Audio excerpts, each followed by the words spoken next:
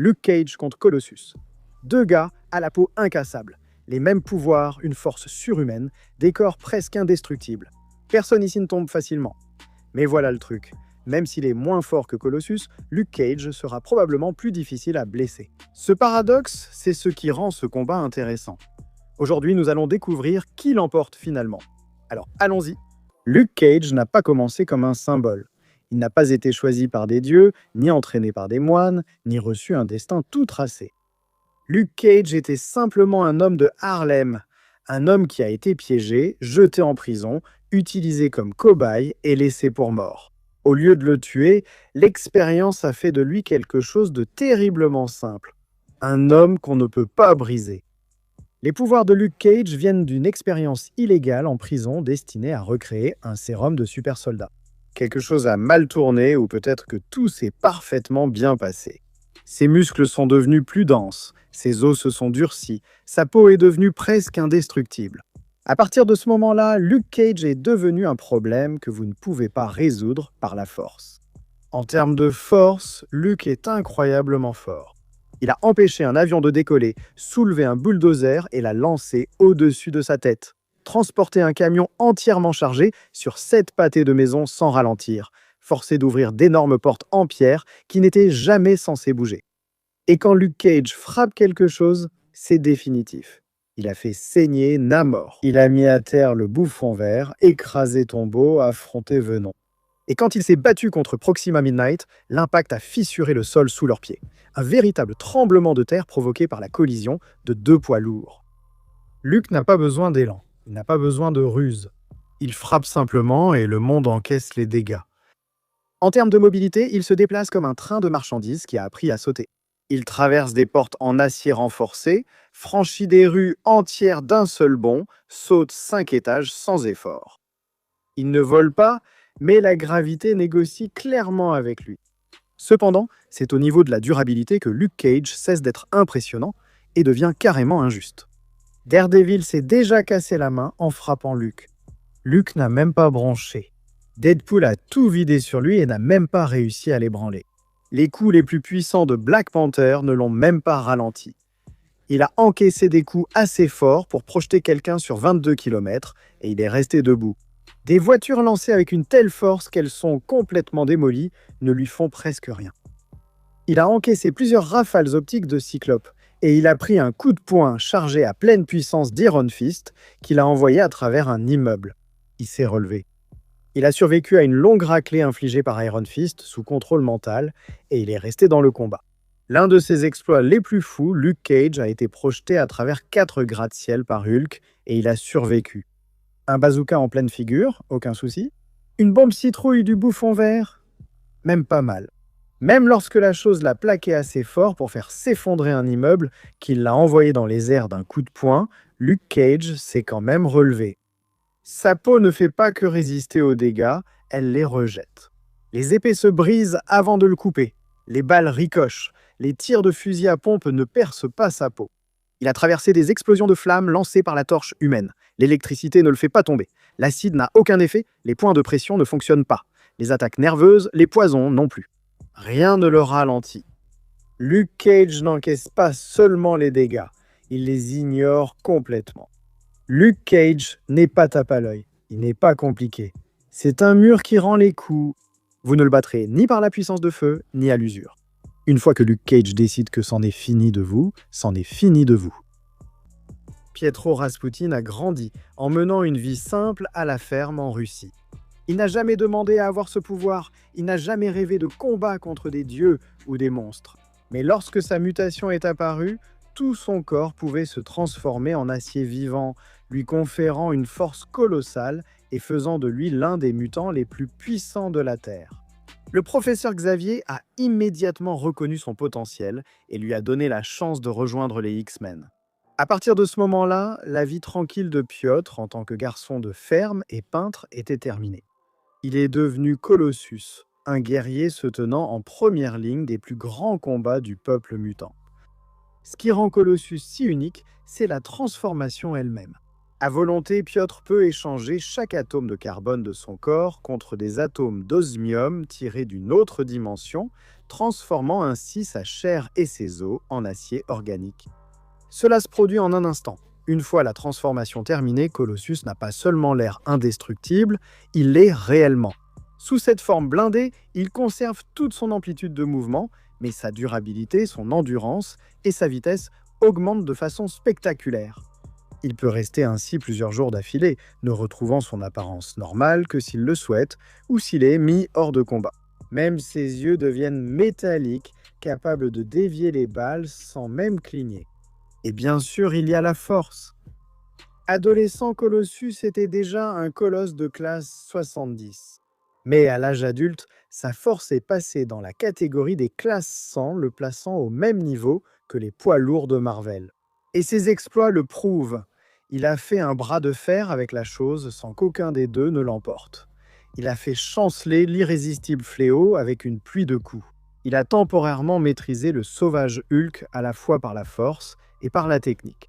Et lors d'un combat contre Gladiator, une puissance cosmique capable de rivaliser avec Thor, Colossus a échangé des coups avant d'être finalement vaincu. Ce ne sont pas de simples escarmouches, ce sont des affrontements légendaires qui prouvent que Colossus n'est pas seulement fort à l'échelle des X-Men. Il est fort, point final. Mais la force n'est que la moitié de l'histoire. La durabilité de Colossus est hors norme. Sous sa forme blindée, il peut encaisser des tirs directs d'obusiers de 1810 mm sans broncher. Il s'est relevé d'explosions équivalentes à des centaines de kilos de TNT. Il peut survivre à des températures extrêmes allant de près du zéro absolu à plus de 9000 degrés Fahrenheit. Il a résisté à l'impact d'un camion lancé à toute vitesse et a ignoré les balles comme s'il s'agissait de gouttes de pluie. Son corps ne rouille pas, ne se corrode pas et ne s'use pas dans des conditions normales. Une fois sa forme d'acier activée, Colossus est à peu près aussi proche de l'invulnérabilité qu'un être humain peut l'être. Pourtant, ce qui rend Piotr Raspoutine vraiment remarquable, ce ne sont pas seulement ses pouvoirs, c'est l'homme qu'il est au fond de lui. Malgré tout ce qu'il a enduré, malgré les tragédies, les combats, les pertes, il reste une âme douce, un peintre, un frère. Un homme qui n'a jamais voulu la violence, mais qui l'accepte parce que c'est le prix à payer pour protéger les autres. Il s'est entraîné au combat rapproché, maîtrisant le judo et la lutte, perfectionnant ses compétences sous la direction de Wolverine dans la salle des dangers des X-Men. Mais même dans ses moments les plus féroces, Colossus se bat avec compassion, utilisant sa force incroyable pour protéger les autres du danger. C'est ça le cœur de Colossus. Il n'est pas défini par le fait d'être en acier indestructible. Il est défini par l'humanité qui le pousse à rester debout, peu importe le poids du monde sur ses épaules. Alors, qui gagne ? Eh bien, analysons cela. En apparence, ces gars-là se ressemblent beaucoup. Deux hommes à la peau indestructible, à la force surhumaine, et qui n'ont aucune envie de tomber facilement. Mais qui sera le dernier debout ? Luke Cage est le résultat d'une expérience en prison réussie. Un homme de Harlem condamné à tort, qui est sorti de Seagate avec une peau incassable et une force surhumaine, et qui a immédiatement décidé d'utiliser ses pouvoirs pour ceux qui en avaient le plus besoin. Une force de levage de 25 tonnes comme base, ce qui peut sembler modeste. Jusqu'à ce que vous le voyiez assommer Rhino d'un coup de poing, soulever un bulldozer au-dessus de sa tête et le lancer sans effort. Ou attraper le dessous d'un avion en mouvement et le ramener au sol, assez fort pour forcer le pilote à atterrir. Les chiffres ne reflètent pas vraiment ce que Luke Cage en fait, mais l'essentiel, c'est sa peau. Il est important de préciser ce qu'est vraiment la peau de Luke Cage, car beaucoup la voient comme une armure résistante, ce qui n'est pas exact. Elle est véritablement incassable par des moyens conventionnels. Elle n'est pas simplement résistante aux coupures, elle est incassable. Les balles de gros calibre s'aplatissent dessus, les armes blanches n'y laissent aucune marque, et les explosions ne la déchirent pas. Ni les acides, produits chimiques, électricité, feu ou poison ne traversent ses pores. Rien de tout cela ne pénètre sa peau comme chez les autres. Dans un univers rempli de personnages dont la résistance fonctionne en absorbant les dégâts, en guérissant ou en supportant la douleur, la résistance de Luke Cage est différente. Les dégâts ne passent pas. Point final. Colossus est un mutant russe qui peut transformer tout son corps en acier organique. Et sous sa forme d'acier, il mesure plus de 2,10 m, pèse environ 225 kg de métal solide et peut soulever largement plus de 100 tonnes. Il a déjà tenu tête à Hulk. Il a tenu tête à Juggernaut.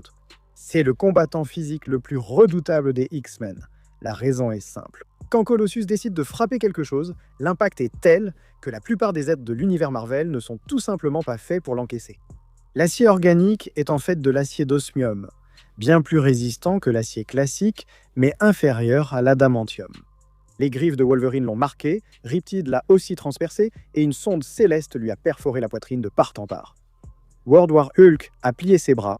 Le vibranium en particulier est un contre parfait. Une lame en vibranium l'a instantanément fait revenir à sa forme humaine en plein combat.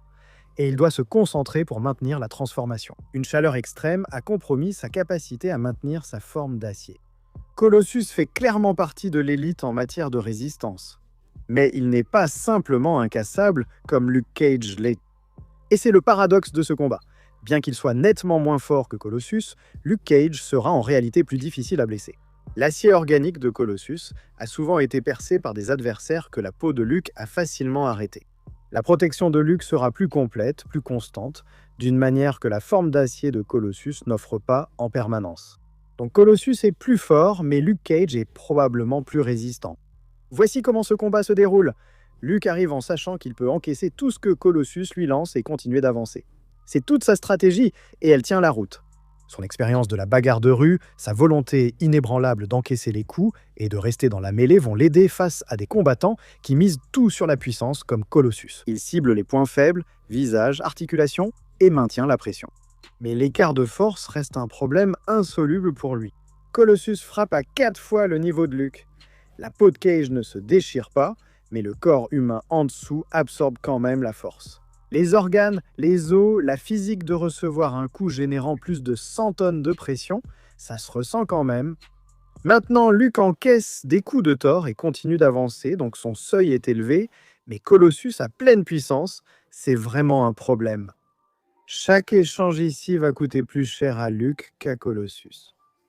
Et l'avantage de taille est aussi réel. 2,13 m, 225 kg de métal, ça va générer plus de puissance, plus de levier d'une manière que Luke ne peut pas égaler. Et la puissance de Colossus s'accumule au fil du temps. Au final, ça va finir par surpasser la durabilité de Cage. Colossus l'emporte. L'écart de force est décisif. La durabilité de Luke lui permet de tenir plus longtemps, mais au final, ça ne l'aidera pas à gagner.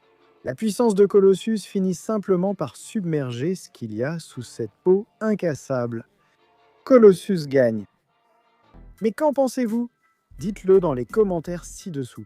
Je sais que vous allez avoir des avis et des sentiments sur celle-ci, c'est certain. Peut-être que vous avez regardé la vidéo jusqu'à la fin, c'est incroyable. Merci beaucoup de nous avoir regardés et de nous soutenir. Et si vous voulez vous abonner, eh bien abonnez-vous. Vous verrez d'autres vidéos comme celle-ci chaque semaine.